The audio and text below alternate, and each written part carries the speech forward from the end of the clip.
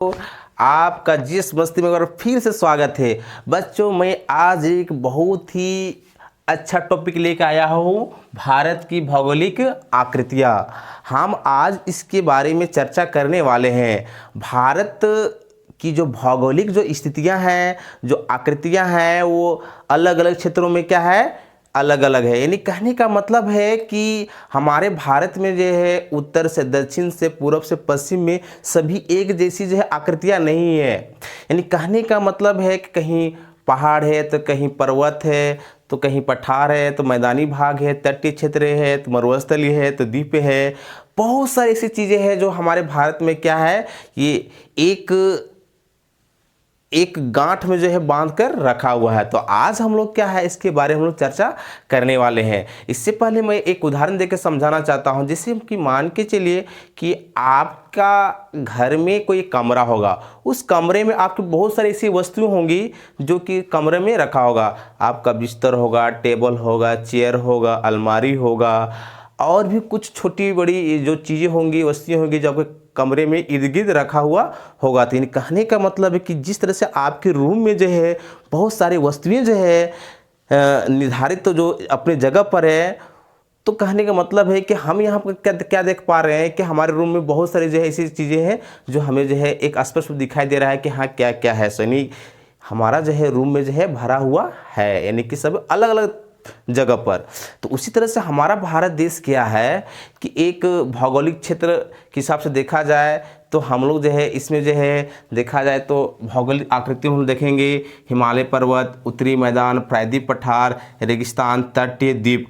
हम जो है इसके बारे में चर्चा बहुत शॉर्ट ही करेंगे। हम इसका जो है वीडियो अलग से मैं एक बार विस्तार पूर्वक से मैं बताने का प्रयास करूंगा, लेकिन आज मैं इसके बारे में शॉर्ट से बताने वाला हूं। सबसे पहले बात करते हैं हिमालय पर्वत। बच्चों, हिमालय पर्वत दुनिया का सबसे ऊंचा पर्वत श्रृंखला है। इसमें बहुत सारे क्या है, बहुत सारे शिखर इसमें स्थित है। इस हिमालय पर्वत का जो सबसे ऊंचा जो शिखर है वो माउंट एवरेस्ट है, जो कि नेपाल देश में स्थित है। इसकी ऊंचाई 8,848 क्या है, ये मीटर है।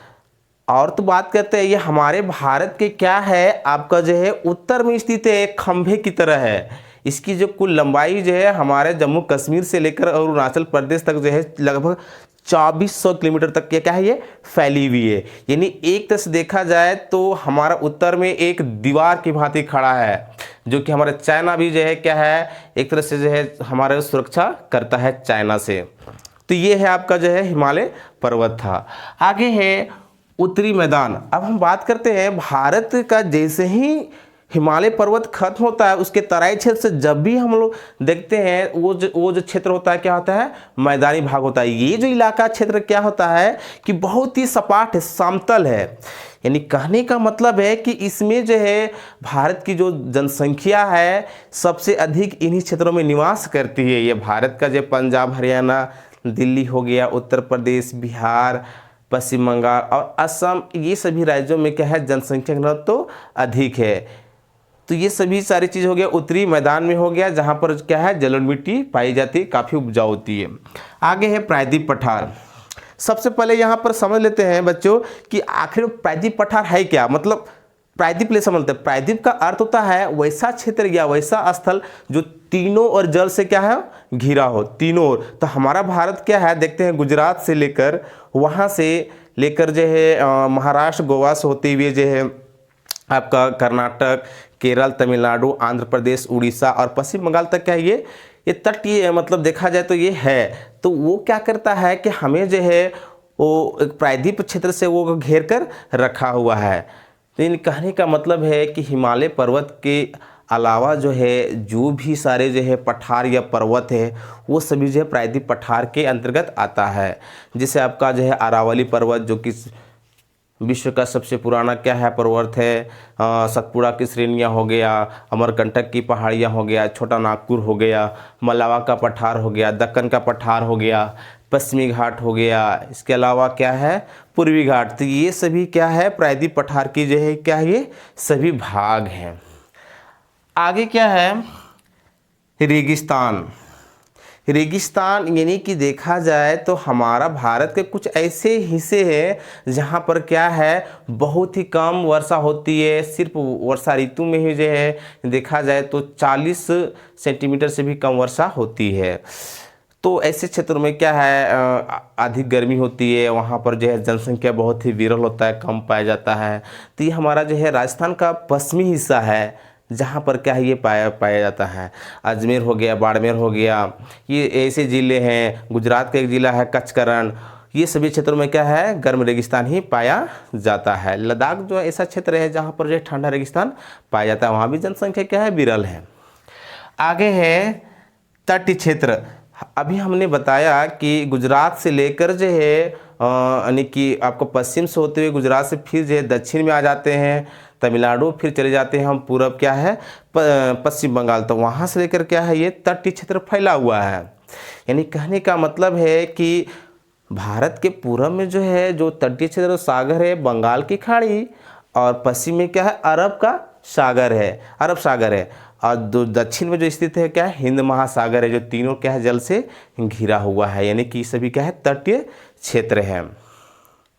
आगे है द्वीप। सबसे पहले द्वीप का बारे हम जान लेते हैं कि द्वीप क्या है। वैसा क्षेत्र, ऐसा भूखंड या वैसा भू आकृति जो चारों ओर क्या है जल से घिरा हो। हम एक्चुअली इसको टापू भी कह सकते हैं, लेकिन टापू हम वैसे स्थान के लिए कहेंगे जो छोटा सा मतलब भूखंड हो, छोटा सा एरिया हो, उसको हम टापू कहेंगे। लेकिन कुछ ऐसे भूखंड जो सबसे अधिक एरिया हो, जो चारों तरफ से क्या है जल से घिरा हो, चाहे वो सागर हो या महासागर हो, तो उसको हम क्या बोलेंगे द्वीप कहेंगे। आज हमारे दुनिया में जो है देखा जाए 7 महाद्वीप है। तो किसके अनुसार से ये डिवाइड किया गया है 7 महाद्वीप, जो कि अगर हम बात करते हैं तो इसमें जो है जो महाद्वीप है ये जो है आपका जो है एक 7 प्लेट बड़े बड़े प्लेट से ये क्या है अलग है, जिसको हम लोग क्या है कि 7 महाद्वीप के नाम से जानते हैं। और इसके अंदर बहुत सारे देश हैं। यानी कहने का मतलब है कि बहुत बड़ा भूखंड है, बहुत बड़ा क्षेत्र है, तो इसको हम लोग क्या बोलेंगे ये द्वीप बोलेंगे। यानी कुल मिलाकर क्या है कि जो वैसा क्षेत्र, वैसा भूखंड जो चारों ओर क्या है जल से घिरा हो।